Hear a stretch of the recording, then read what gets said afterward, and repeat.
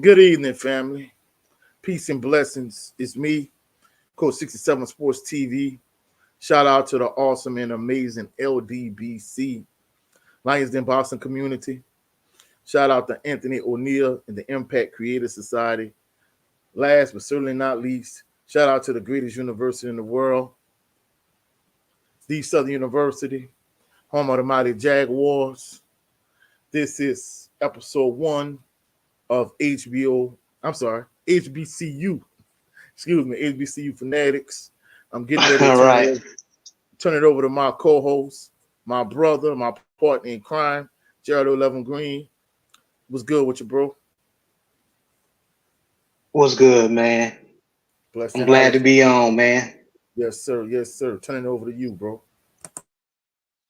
Yes, those who don't know, my name is Jared 11 Green. You see me on my channel, the Southern Baller Show. We talk about football, from HBCU to NFL to college. But today on this type of show, which we're planning to give you multiple shows. This show is called the HBCU Fanatics. So we're mainly going to talk about the swag and throwing a little MEAC and SIAC and or even CIAA if we can. So just chop it up and talk about HBCU ball, man. So this show we're going to talk about the 2024 SWAC Media Day that went on, man, and what our thoughts was, man. And of course we gonna talk about that poll uh, that they basically gave their prediction of which school is gonna come out first, and of course, coach is not happy. But they gave Southern fourth place in the SWAT. It's preseason, bro. I ain't tripping. Yeah, so we gonna chop it up about that. But I'm glad to be here, man. Man, I'm glad to have you on, bro. I appreciate it, man. But yeah, man. Some you know the drill on the SWAC Media Day. A lot of the coaches, a lot of players, um, coming in, giving their predictions and how they're gonna do, um, and just predicting how they're going to pan out this coming up season, which we're all excited about. You know what I'm saying? Um, Coach, question to you: which So, um as far as interview kind of struck out to you as far as you like what the coach was saying and or the players that they're really focused or they really trying to bring it this year. I mean, truthfully speaking and honestly, bro, none of them really.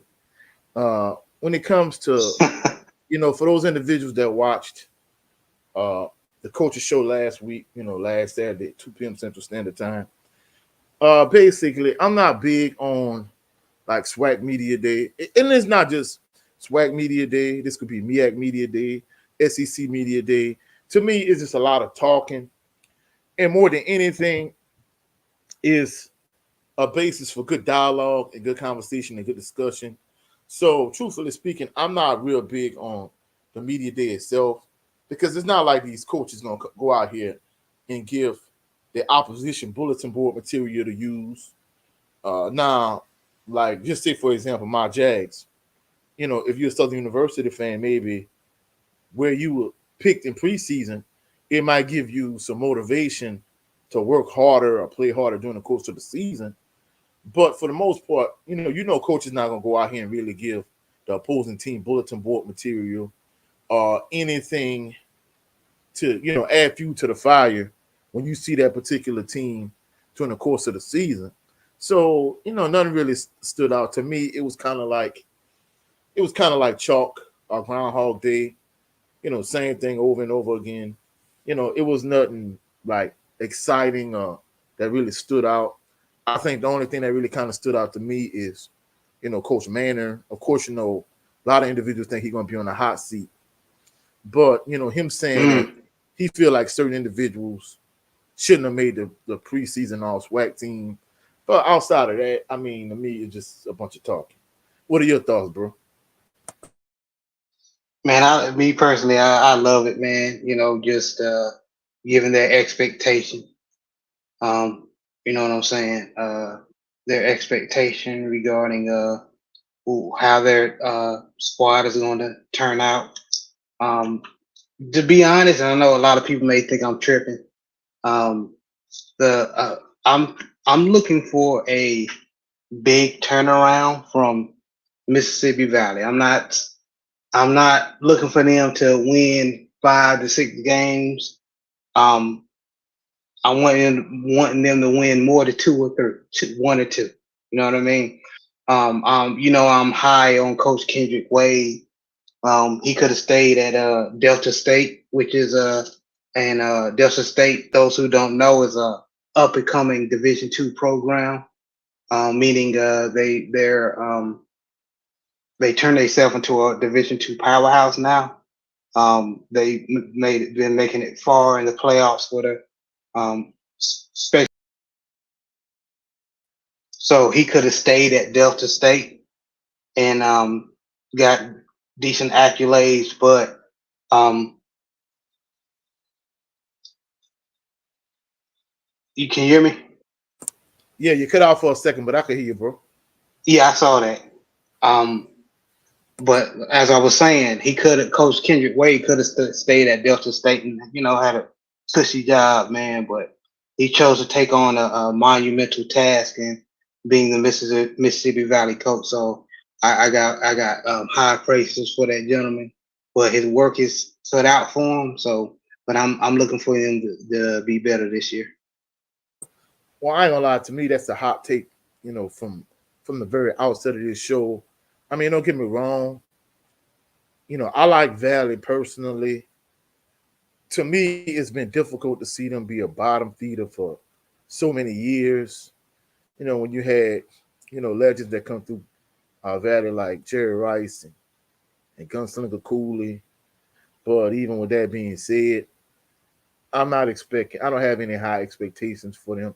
I mean, don't get me wrong. I know you didn't say that you expected them to win the SWAC or, like you say, even Yeah, win I ain't five. going that far No, no, because no, it's no, a no. process. Yeah. You're right. You're right. And I know you didn't say that, but truthfully speaking, I think they were picked to finish last in the East for a reason. So I don't have any real expectations for them. And like you said, I mean, he could have stayed. He could have stayed put where he was, and probably he might be further down the road than he is. But you know, who knows? It is kind of it is what it is. But in terms of your overall thoughts of the standings, the preseason standings of the Swag Media Day, what's your thoughts on the preseason Swag standings for Swag Media Day? I'm like you when it comes to your take on the just the whole the SWAC Media Day. As we pretty much, you everybody had to put the pads on to see what goes on. As far as the preseason standings, I'm the same way. Uh, like having Southern at fourth, I think y'all gonna be a little bit better than that. To be honest with you, uh, I just think that I'm just gonna hold my thoughts and my preseason standings until everybody put the pass on. You know what I mean? We can give our assumptions all day, but at the end of the day, them boys have to put them pass on and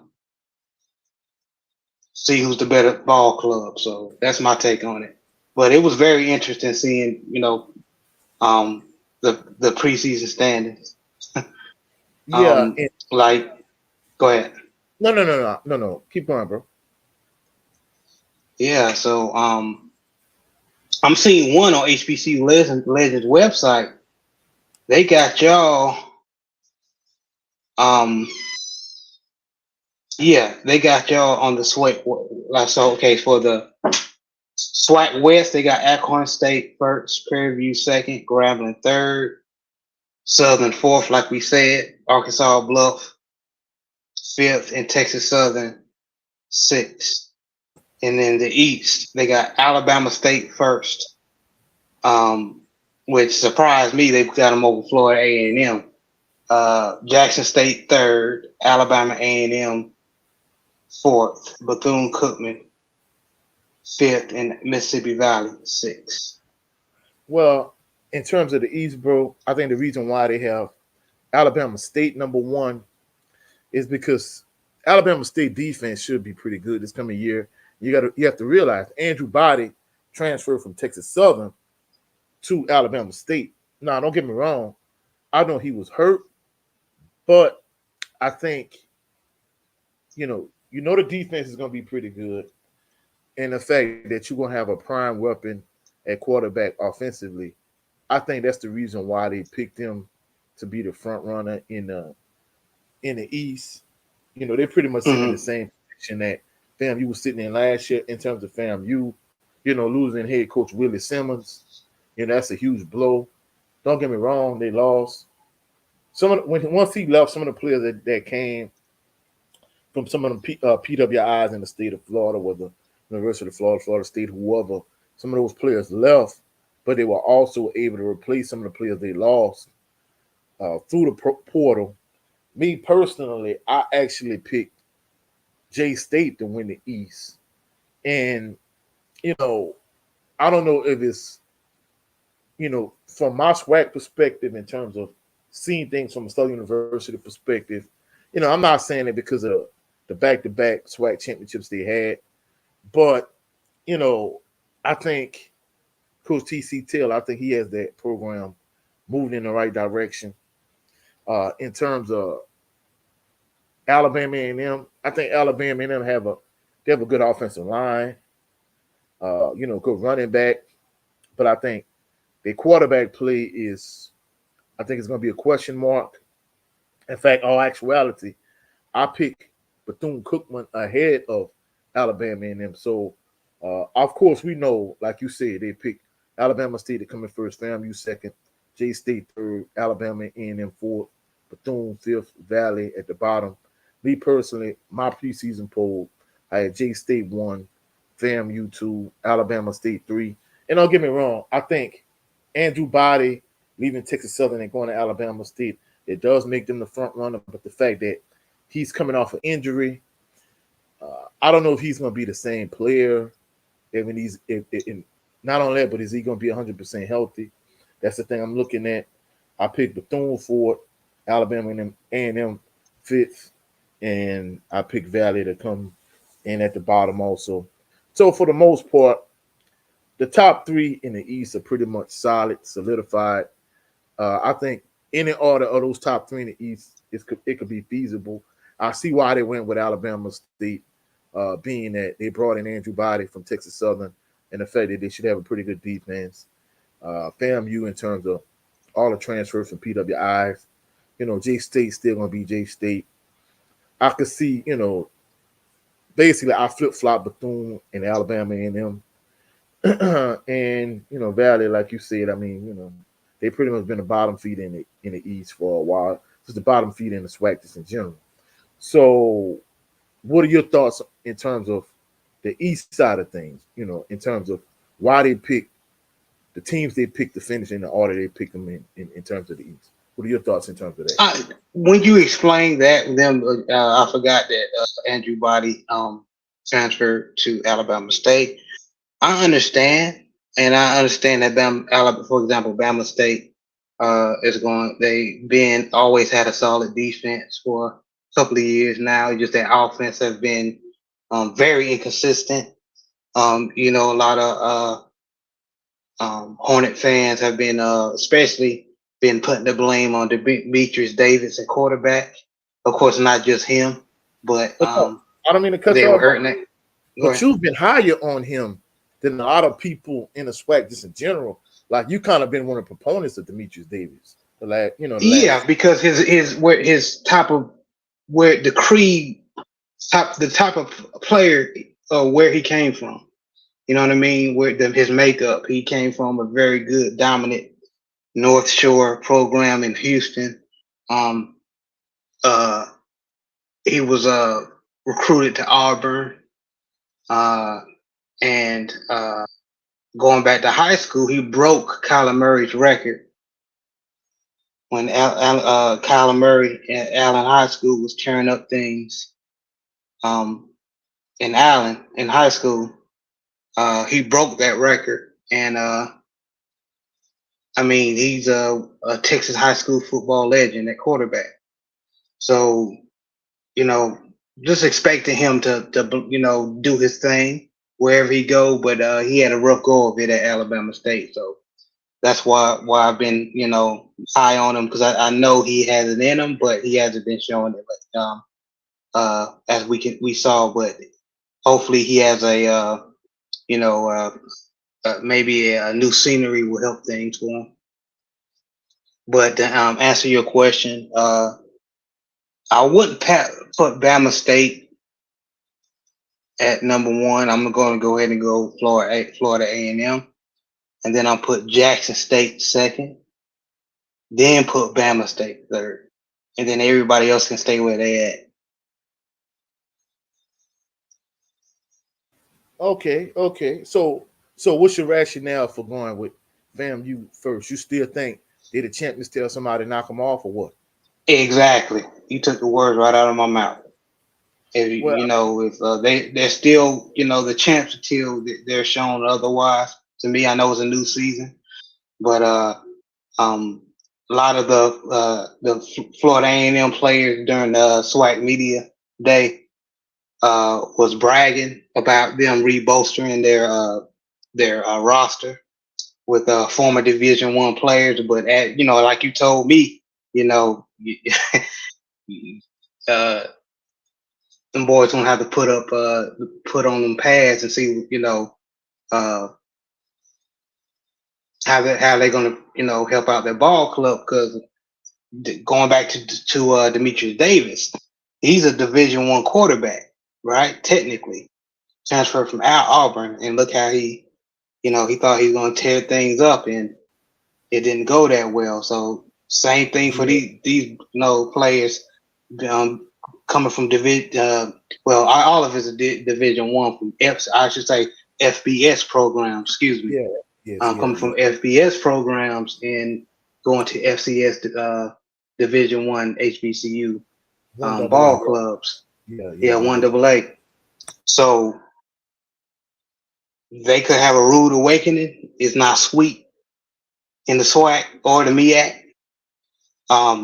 But we're talking about the SWAC right now. It's not sweet in the SWAC like a lot of players think it is. Um, ask Devontae Kincaid. He'll tell you, and he balled out in the SWAC, but he'll tell you that it wasn't as easy as as everyone conveys it to be. But yeah, I I got Florida A&M, man, number one. I got Florida A&M. I think they even though that their coach is no longer it's no longer with them. They got a new head coach, and I'm blanking on the new head coach. But I think they're still gonna do well. I could be wrong. Yeah, I mean, I'm not gonna lie, bro. Losing Willie Simmons, that's a big loss. And then you have to realize Very big loss. Jeremy Musa was a senior. I mean, don't get me wrong. I still think they're gonna be one of the top two or three teams in the East, but it's hard to replace a coach of that caliber and a coach of that magnitude. And then in addition to that, uh, having an experienced quarterback, the caliber of Jeremy Musa, that makes a difference. And you have to realize, before you won the SWAC championship last year, they were kind of knocking on the door prior to that. And truthfully speaking, Alabama State, even though I think FAMU had more talent last year than Alabama State has this coming season, I think Alabama State, with Coach Eddie Robinson, He, for the most part, Alabama State is in the same position that FAMU was in, knocking on the door, and many people think, rightfully so, that they pretty much they pretty much ready to take that next step and win the SWAC championship. Me personally, uh, I think the biggest concern is the health of Andrew Body, and to in addition to that, for me, I don't know what it is, bro, but I think it's some kind of, I can't put my finger on it, but for whatever reason, I don't think they're gonna get over the hump. I think for some reason, I think they're gonna stumble and they're gonna trip, and that's gonna allow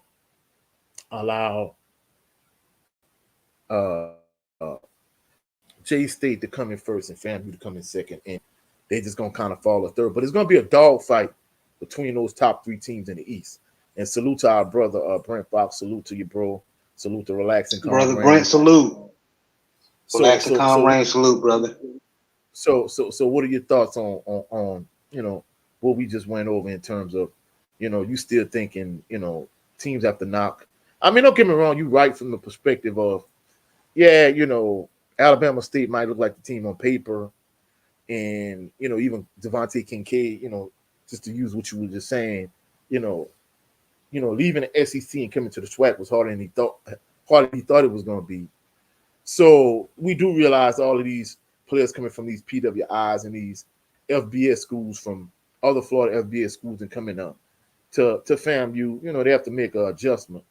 But you think it's a talent thing or what? Like in terms of you picking FAMU, and I know, don't get me wrong, I know you say they're still a champions, but what's your thoughts in terms of getting concluding that? They just got that pedigree, man. They expect to win it all, man. And I just think um it's not going to be as easy as it was last year. They may even have very close games. Um, uh, but I'm just picking them this year, man, from a talent perspective. All right, I could see that. I could see that.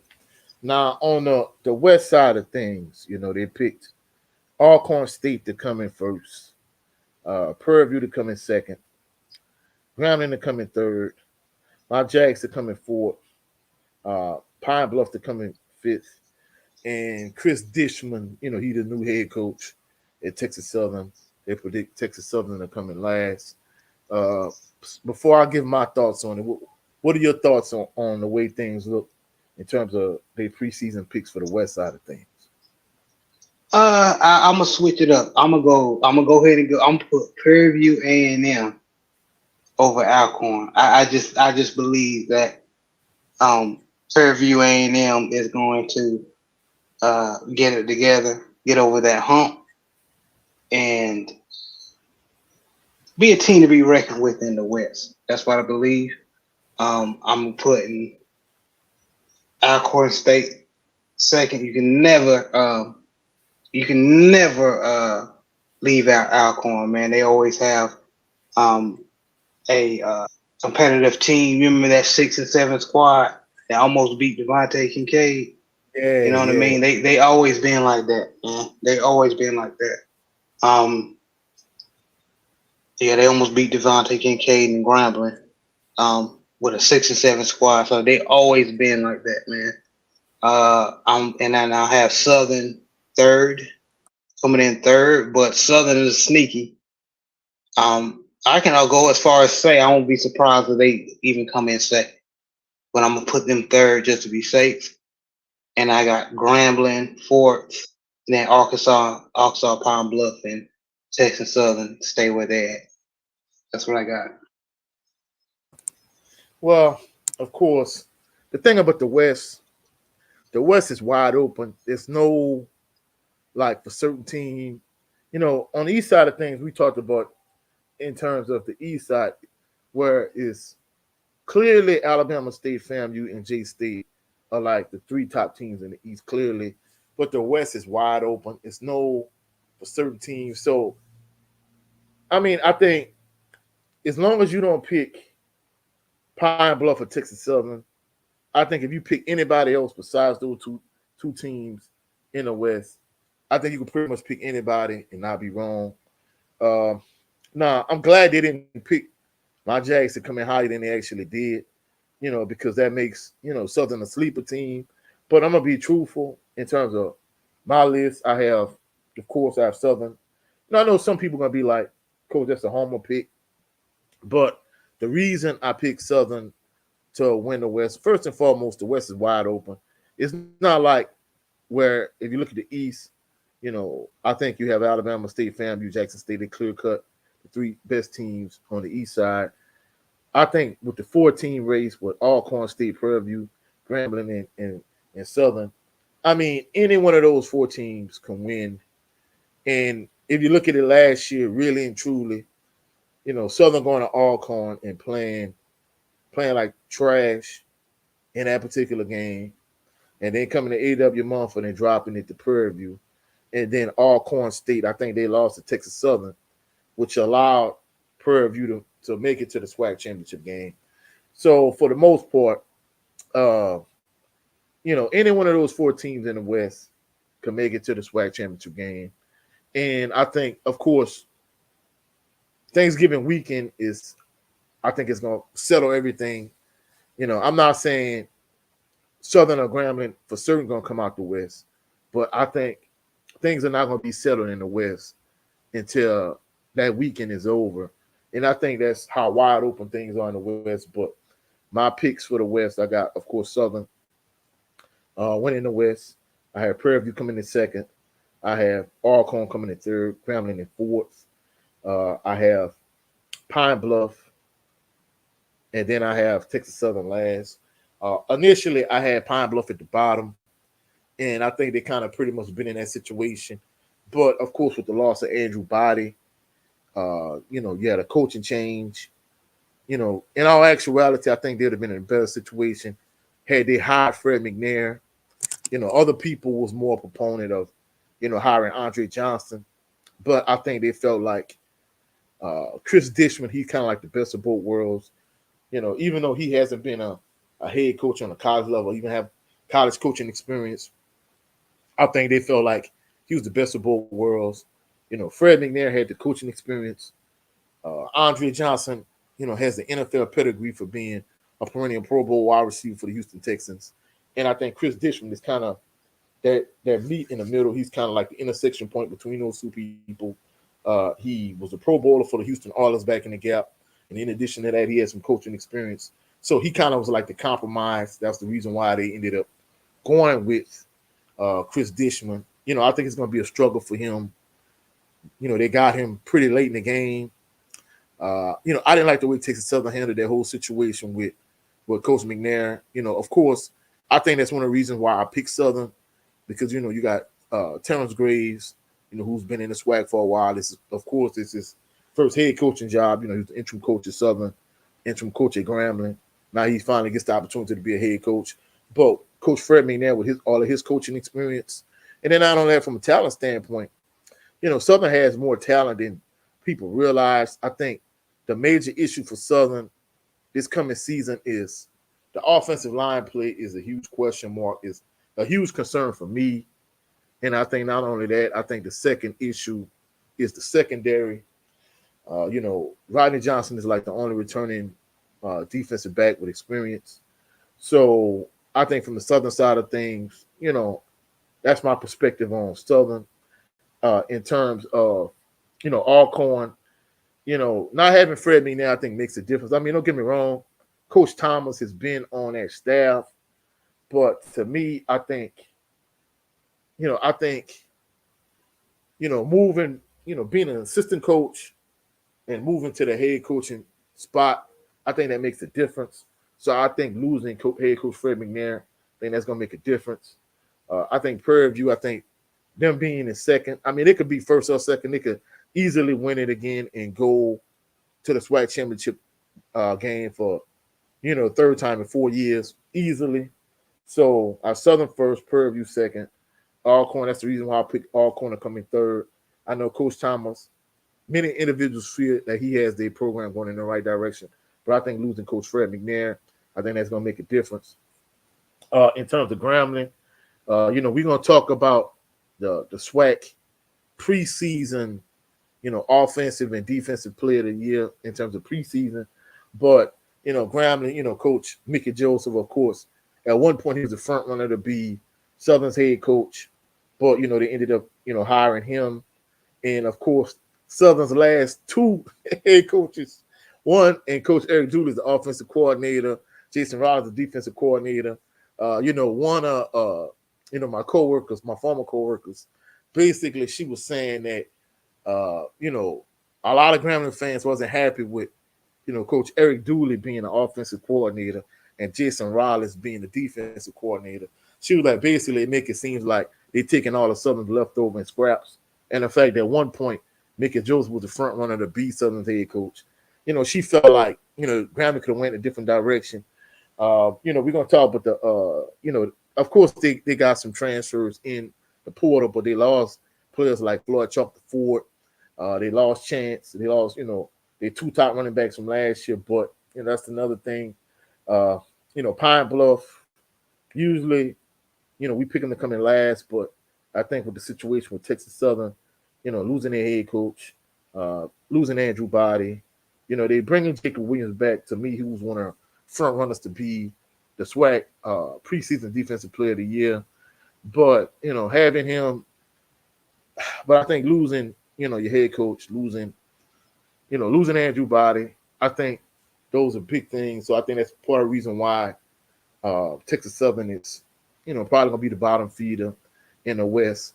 So everything I just went over, bro, like, what are your thoughts on why they picked all corner to come in first, Prairie View, Grambling, Southern, Pine Bluff, Texas Southern, and what is your list and how you think all of these preseason picks? Like you see, I know they have to actually get on the field and play these games, but what are your overall thoughts? Yeah, like I was said earlier, man. Just I think my list is I got Prairie View first, and then I got either Alcorn second or Southern.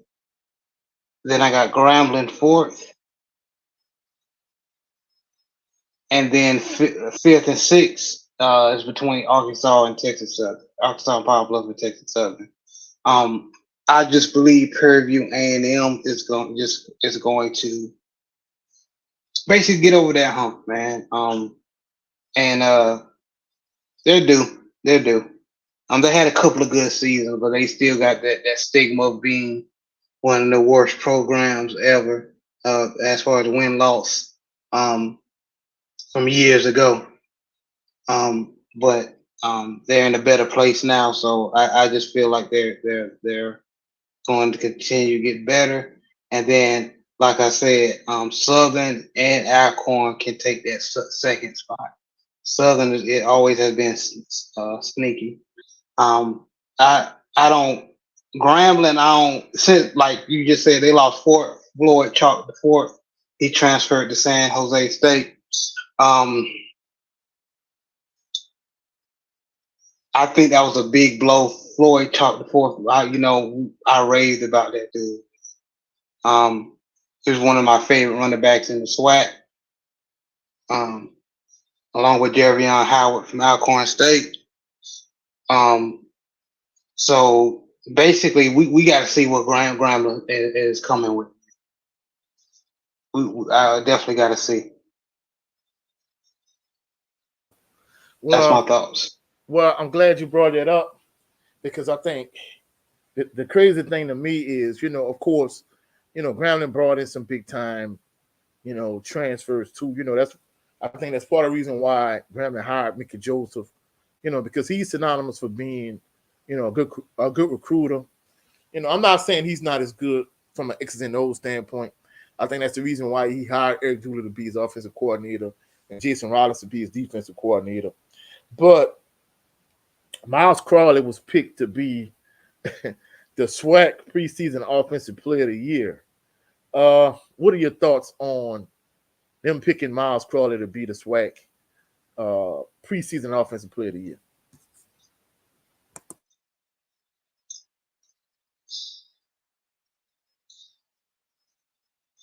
they're not the Grambling of 2016 to 17. So I'm reluctant to say.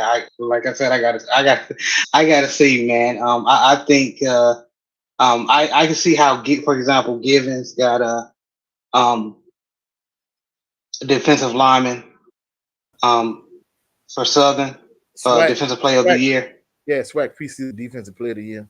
Yeah, White preseason defensive player of the year, but for Miles Crawley to get preseason offensive player of the year, he was decent, man. He was the shining light of that offense, I must say, even though that offense was very inconsistent under Hugh Jackson.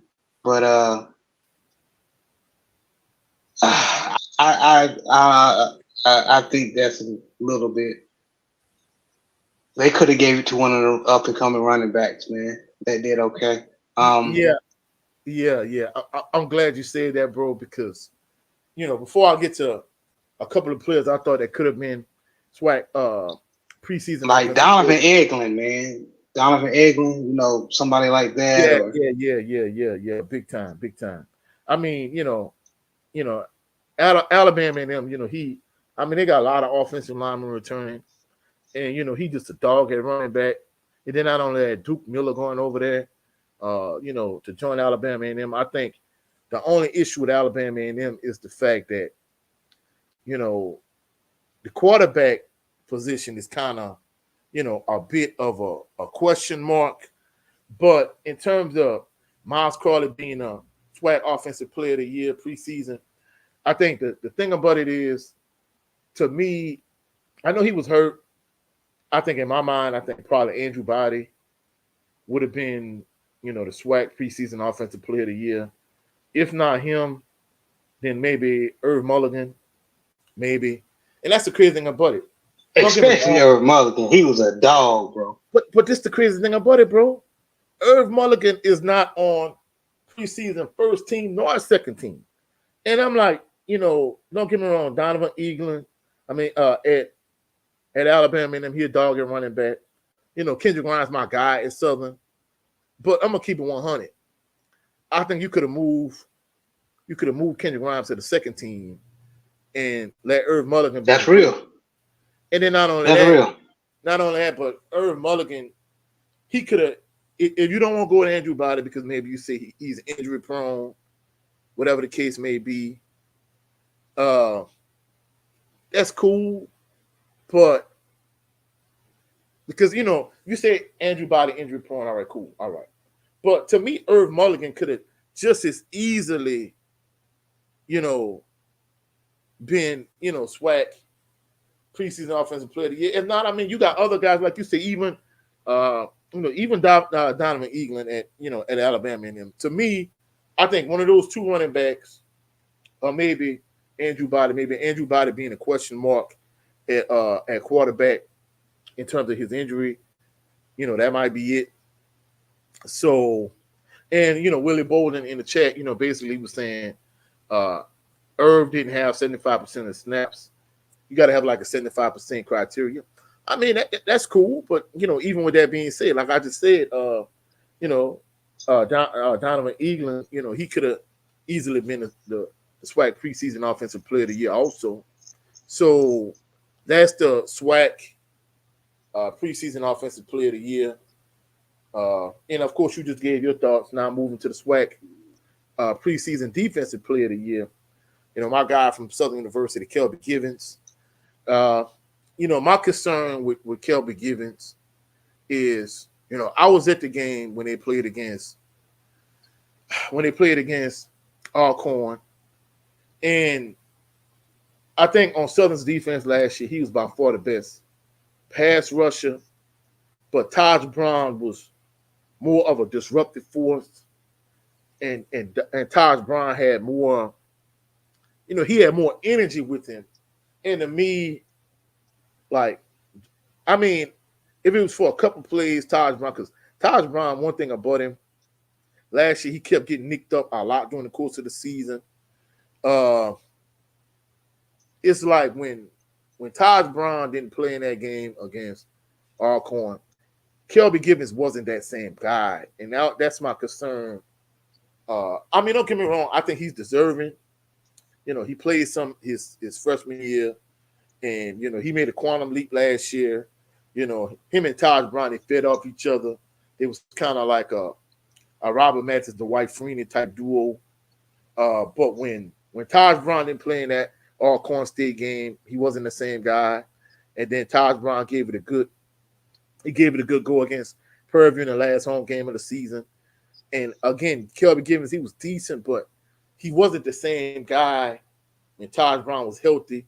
And it was like, hey, you beat me to the quarterback, or you beat me to the quarterback. He wasn't that same guy. And then, to Willie Bolden's point, Kelby Givens entered the transfer portal and he came back to Southern. And that last year when Jordan Lewis, when he entered the transfer portal and he came back to Southern, like Jordan Lewis, that last year, he wasn't the same guy. Now, I think in Jordan Lewis' instance, it was more of a situation where it was a scheme change. I think more than anything, Yeah. like I say all the time, to me, I think Joe Williams was a much better defensive end than Jordan Lewis, because Joe Williams, he was a legitimate defensive end. And the reason why he fell off his senior year at Southern was because, offenses, they slid protection his way. They doubled him a lot. They chipped on him a lot. Whereas Jordan Lewis, when it came to Jordan Lewis, he just was too light in the cakes. He really was a linebacker, a 3-4 blitzing linebacker in terms of, you could put him at defensive end in pass rush situations. You could let him line up in a wide nine and just rush off the edge.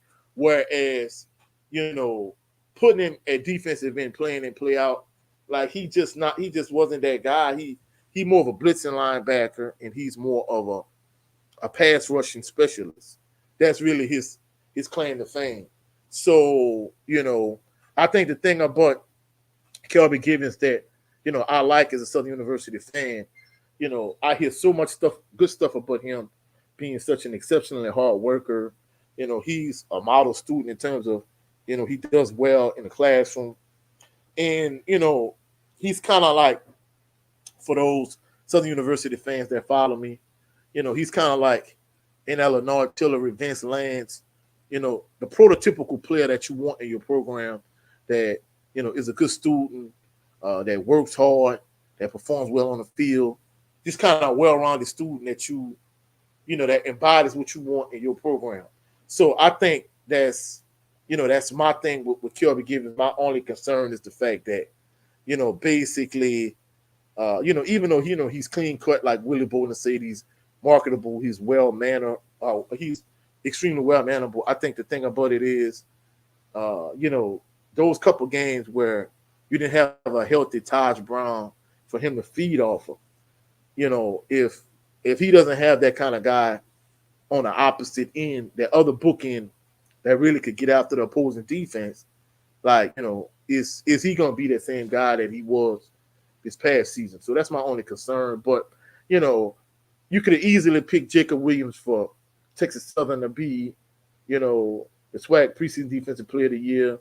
You could have picked Malachi Bailey from Alcorn. You could have picked Rico Dozer. Malachi Bailey was my pick, actually. Yeah. Yeah. And I'm not gonna lie, I'm gonna be honest with you. I thought Jacob Williams would have got at me myself. So I mean, don't get me wrong. You could have got a few. You could have had a few different guys that could have been SWAC preseason defensive player of the year. I'm not mad at Givens, like Willie Bolden was saying. He's clean cut. He's a manable guy. He's well mannered. He does well in the classroom. He's a hard worker on the field. He's the model player that you want in your program. But kind of like Willie Bolden was said, I think he kind of fits into that Jordan Lewis aspect of it. He could add a couple pounds because, truthfully speaking, Jordan Lewis first and then Kelby Givens last year. Both of them they're a little light in the cakes. Maybe that's Southern's like prototypical. They want leaner, more athletic, speed rushes off the edge. Whereas, Taj Brown, he played nose guard his junior season, and he made second team all SWAC defensively. And then last year he moved to defensive end, and he still made second team all SWAC. So I mean, with the SWAC preseason defensive player of the year, they could have went in a variety of different directions. Uh, I'm glad Kelby Givens got it, but like I said, you could have easily went uh, with Malachi Bailey, with Rico Dozier, with Jacob Williams. My the main thing I hope is that one, of course, from a defensive standpoint, if Willie Miles could perform the way he did in Southern's Blue versus Gold Spring game, I think that's gonna help Kelby Givens because I think he needs somebody to feed off of. You know, if they could get a pass rusher opposite of him, kind of like a Jordan Lewis type, kind of like a Taj Brown type, and Willie Miles could wreak havoc in the middle and be a disruptive force in the middle. I think if you give him a couple other guys that could kind of take away the attention from him, that way you won't be able to double Kelby Givens, and he won't get as much attention as maybe somebody like a Joe Williams did his senior year, where teams constantly slid protection his way, doubled him, chipped on him, whatever the case may be. I think that'll be an ideal scenario for Kelby Givens. And more than anything, it's cool to be the preseason SWAC Defensive Player of the Year, but the main thing I want is at the end of the year for him to be the SWAC Defensive Player of the Year. That's my biggest thing. What are your thoughts in terms of overall with the SWAC preseason Defensive Player of the Year selection of Kelby Givens? Yeah, man, there's nothing off to eat off that plate. You ate it all, man. I agree. I think that no disrespect to Givens, he's a decent player, but there were better players that could have been picked for defensive player of the year. Um, Again, my guy was Malachi Bailey from Alcorn State. Um, I watched Malachi Bailey beat his guy twice in a row and get a sack in one game, man. I'm just talking for what I saw, just watching him play. Um, he a dog. So that was my pick. So that's my opinion. Okay, now in terms of like the preseason all SWAC teams, first team, second team, uh, just looking at those SWAC preseason all SWAC teams, like what are your thoughts? Just kind of looking at them at a glance, in terms of some of the players. I mean, I already talked about Kendrick Brown's my guy. I think he kind of fits, the Southern University prototype of running back. Whether you're talking about Lindsey Scott Sr., Melvin Williams Jr., Steve Warford, Cedric Holmes, Ryan Lewis. He kind of fits into that, third down type back, game breaker type guy that you want. He a home run waiting to happen. I think my only issue with him is there's no issue with him. Southern's biggest concern is the offensive line going into the season. You don't have guys like Jatari Carter, Dallas Black, Jeremiah Stafford. You don't have those kind of Kendrick Baptiste. You don't have those nasty guys on your offensive line that's gonna get the job done like years past. So, they're gonna have to fix that problem right now for Kendrick Grimes. But the thing with me is, I'm surprised Irv Mulligan didn't make first team. Next to Donovan Evelyn. That's the main thing I look at when I look at the SWAC preseason teams. And not only that, I don't know if you noticed this, bro, but they didn't even have 10 offensive linemen. They got like 9. And I'm like, with all those offensive Mm. linemen that Alabama and them brought back, and all the offensive linemen just around the SWAC, like, and how you want to come up with 9 linemen? It's like I ain't gonna lie, bro. Some of the stuff they're doing the SWAC, I mean, besides, like the terrible officiating, that type of thing, like some of the stuff they're doing the SWAC is just mind boggling. Bro, you got 9 offensive linemen on your all preseason SWAC teams. To me, that's just ridiculous. But looking at the preseason SWAC teams, what are your thoughts in terms of the SWAC the preseason SWAC teams? Um, I can't hate on Donovan Eglin. Um, can't hate on Kendrick Grimes. Uh,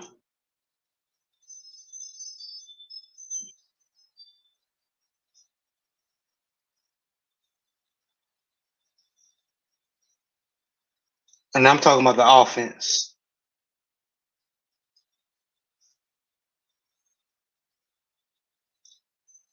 I wouldn't say none of these young men don't deserve to be on the preseason All SWAC. I can't say that.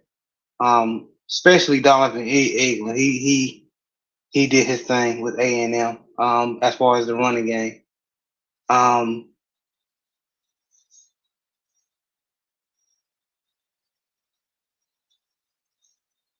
Joseph Church was the only decent offensive line Valley had, in my opinion. Um, I really can't hate on it, man. I really don't have And, no debate as far as the offense side. Go ahead. and I'm sorry, bro, for those individuals that just joined it. Of course, shout out major props to Willie Bolden, motivation to be a millionaire, relaxing Conran, our brother Brent Fox, for the all SWAC first team offense. Of course, Miles Crawley from Groundling, he was picked to be the all SWAC preseason offensive player of the year. At running backs, you got Donovan Eaglin from Alabama and them, and Kendrick Grimes from Southern.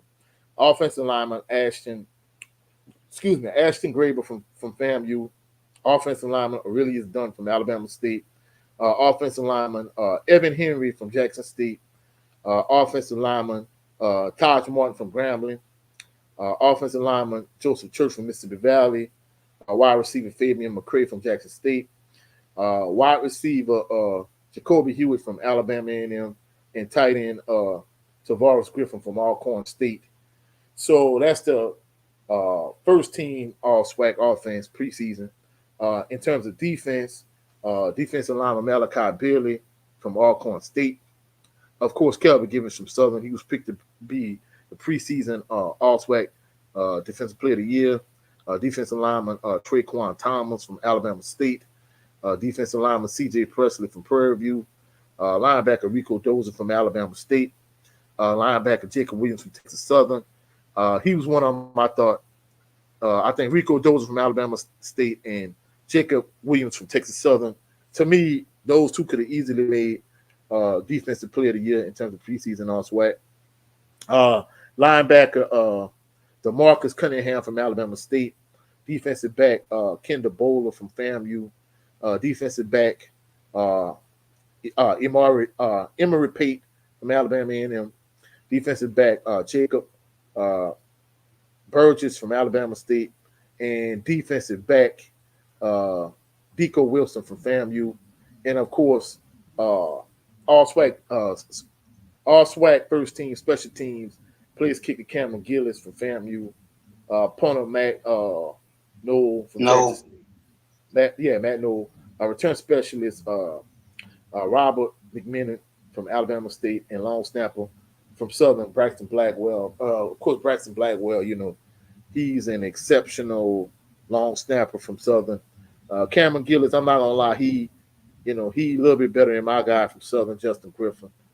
But what are your thoughts of the first team? Like you see, there's nobody you see that really you gonna see that shouldn't be on it. But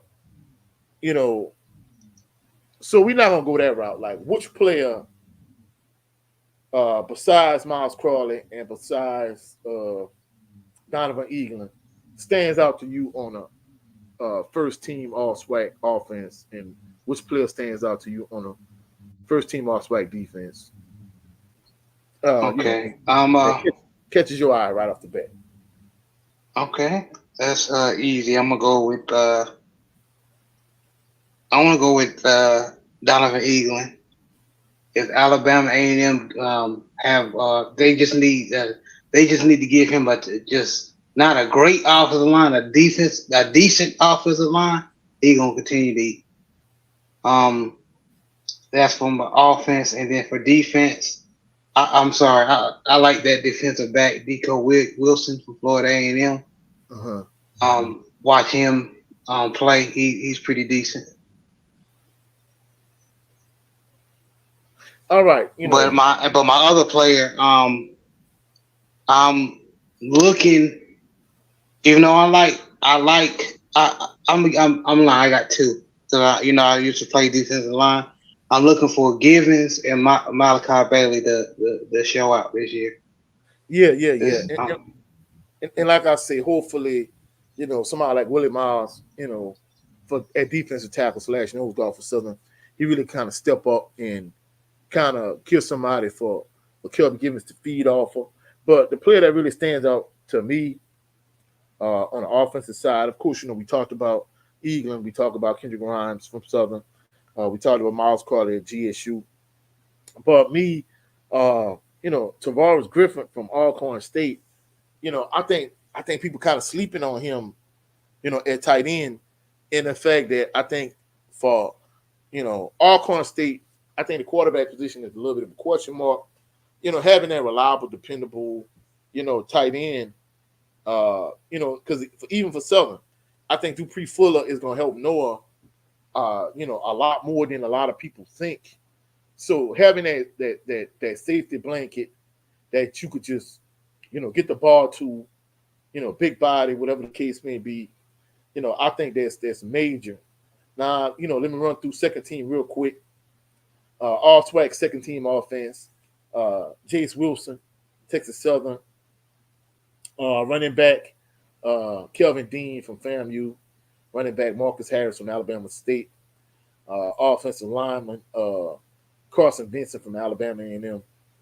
Offensive lineman, Joshua Trash Jr. from Southern.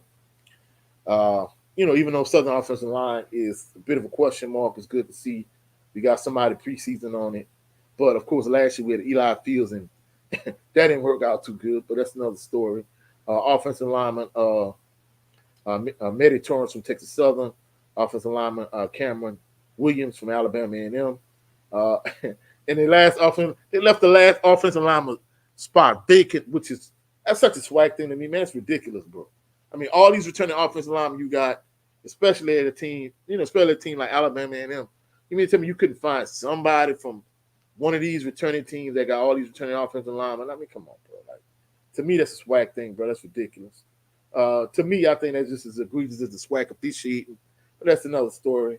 Wide receiver Jamari Gasket from FAMU, wide receiver Javon Robinson from Grambling, and tight end Jackson Davis from Mississippi Valley.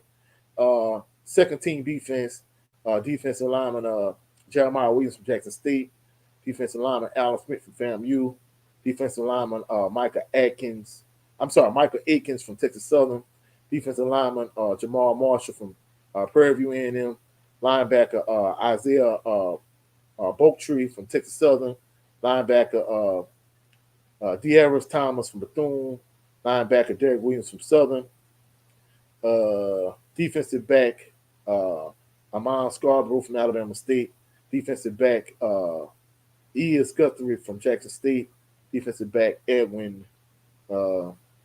Summerall from Alcorn State, defensive back Jarvis Williams from Texas Southern, all SWAC second team kicker from Southern Joshua Griffin. Of course, Joshua Griffin has a big leg. He's not as accurate as Cameron Gillis, but he got a big leg. That kick he made against Texas Southern to send the game in overtime, that pretty much it kind of saved Southern season. Punter Jeremy Baker from Pine Bluff, return specialist Jamari Gasket from FAMU, long snapper Clayton Thomas Jr. from Bethune. So that's second team all SWAC, offense, defense, and special teams. You kind of already gave your thoughts in terms of, you didn't see anybody that you felt like you really didn't deserve to be on the team, whatever. But who are some players that stand out for you offensively and defensively on the second team? all right, for the second team for the offense, this is a sleeper of mine. Of course, I got Kelvin Dean. My main guy, not my sleeper, but Kevin Dean. He can catch out the backfield as well. For Florida A&M, and I have The only reason why this young man's stats ain't as high because the quarterback play was not consistent. And that's Jackson Davis, tight end from Mississippi Valley. I'm looking for him to um, break out if that the quarterback play can be at least decent over there at Valley. Um, that's for the offense. For the defense, um, I like Jeremiah Williams from Jackson State, and um, oh, easy, Aces Guthrie from Jackson State, defensive Yeah, back. yeah. And and I'm not gonna lie. Overall, in terms of you know first team and second team, to me, I think for the exception of you know the omission of maybe uh, Andrew Body, Irv Mulligan, for the most part, I really don't have no like major gripes with the preseason all SWAC team. And that's another thing I noticed over the years. You might have a lot of players that might be on a preseason team, but at the end of the year, they're not on the team. And you know, for individuals like just say, for example, I'm gonna use Southern. Maybe Willie Miles at defensive tackle / nose guard. That might be motivation for somebody like him. To kind of up his game his senior season, so to where he could get on the first or second team. Maybe tight end like Fuller Dupree for Southern at tight end. Might give him some motivation to up his game to get on the team. And like Willie Bowden would say, one other thing we didn't point out, the SWAC is improving, and especially having 19 games on a digital network. That's big. And the thing about those games on That's a huge, man. yeah, Shout out them.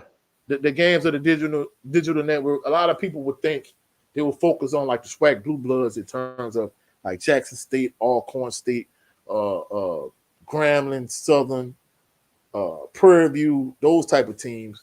Actually, bro, they put the focus on, like some of the lower tier teams like the Mississippi Valleys, the Pine Bluffs. I think that's big. And it kind of shows that they're spreading the wealth around and they're not just focusing on a quote unquote SWAC Blue Bloods. You know what I'm saying? So, I like the SWAC digital network. You know, is much needed, but I think the officiating needs to improve. I'm not gonna lie, bro. I've been going to SWAC games my whole life, and I ain't gonna lie, the SWAC officiating crews be a little bit suspect, bro. For one, and second of all, Yeah. uh, the omission of having 9 offensive linemen on the preseason SWAC team, bro. These minor little things need to be improved. You got to do better on stuff like that, bro. But overall, I'm not gonna lie. I think the preseason rankings in terms of where you pick teams to come in the West and the East, and in addition to that, the preseason SWAC teams. More than anything, it's good dialogue, it's good conversation. I like it, I love it, and it kind of gives us something to look forward to, until the season starts. But before we wrap up this this first edition of HBCU Fanatics, is there anything you want to add in terms of SWAC Media Day, things that stood out to you, or things that you want to point out, bro? No, man, not at all. I think we covered it all, man. I'm just excited for this season to start, man. See these ball clubs, how where they end up. Well, before we wrap things up, of course, this is the first episode of HBCU Fanatics. Like my brother Jared Levin Green, we're not just gonna focus on the SWAC, even though this on his program, the Southern Baller Show, on his channel, we focus heavily on the SWAC. Even if you go look at like past episodes of the Southern Baller Show, we not only focus on the SWAC, but we focus on the MEAC, just HBCU football and just HBCU sports in general. So it's just not focused on the SWAC. We're gonna focus on the MEAC. Of course, when it gets to that point, we're gonna talk about the Celebration Bowl.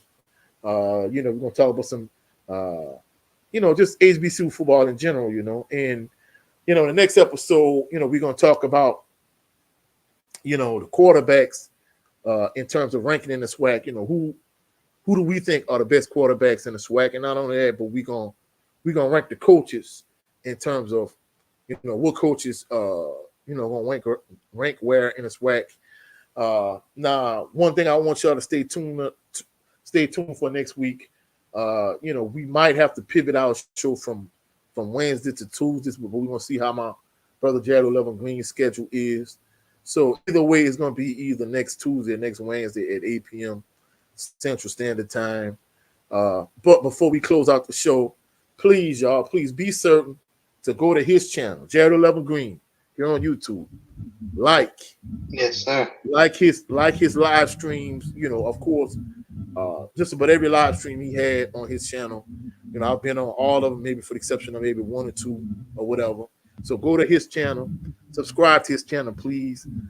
Both of us, our short-term goal, I'm a little bit closer than he is, but our short-term goal is to get to 500 subscribers. So we need y'all to help him get to that goal and help myself reach that goal.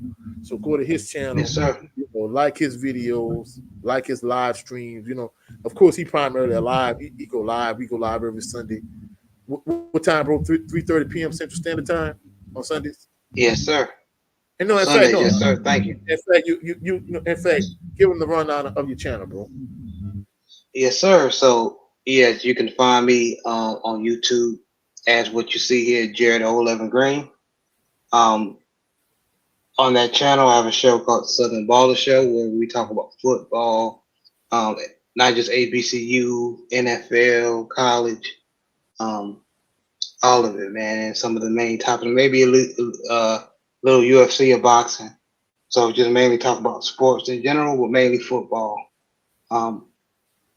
You can catch us on Sunday at 3:30 p.m. Central Standard Time, and just come by, show brother some love, man. I appreciate y'all and appreciate the shout out, Coach. Man, bro, I appreciate you so much for being my co-host here on HBCU Fanatics. Appreciate you coming, showing love. I appreciate everybody that's in the No chat. problem. I appreciate Willie Bolden. Willie Bolden came through. He showed mad love, motivation to Yeah, be a asking a lot of millionaire. questions and giving feedback. I appreciate it, man. Yeah, he gave a lot of feedback. We appreciate you to the fullest, Willie Bolden. The brother Brent Fox, we appreciate you stopping in, showing some love. LDBC brother, man. Y'all go support our brother too. That's our brother Brent Fox. In many instances, he's with us on the Southern Baller Show on my brother Jared 11 Green channel. So y'all go over there, show the brother Brent Fox some love. Go to his channel, like his videos, his live streams, subscribe to his channel also. Again, major love, major shout out to Relax and Calm Rain. He always coming through supporting myself, always coming through supporting my brother Jared. Yeah, he always supporting. Yeah, motivation to be a millionaire, Willie Bolden. We appreciate everybody stopped through, dropped in to show some love. Yes, sir. For those individuals that have not done so already, right before the show, probably a few hours ahead of time, I dropped Southern University top 10 most electrifying players. So if y'all have not done so already, y'all go check out that. I hope y'all enjoyed the live stream. The next episode, like I say, more than likely, it's probably gonna be next Tuesday. If not next Tuesday, next Wednesday at 8 p.m. Central Standard Time, next Tuesday or Wednesday. Like the live stream, share it. And major shout out to our brother Big Joe Townsend. Salute to you, bro. So y'all salute, brother. Salute to you, bro. But y'all Big Joe. Subscribe to the channel if you have not done so already. Subscribe to the channel. Like the live stream. Go check out some of my top 10, top 5 Southern University videos. I'm gonna try to drop y'all some more content. I appreciate everybody that came through and showed some love. Appreciate y'all to the highest. Y'all have a blessed, phenomenal evening. We'll catch y'all on the rebound. Peace and blessings.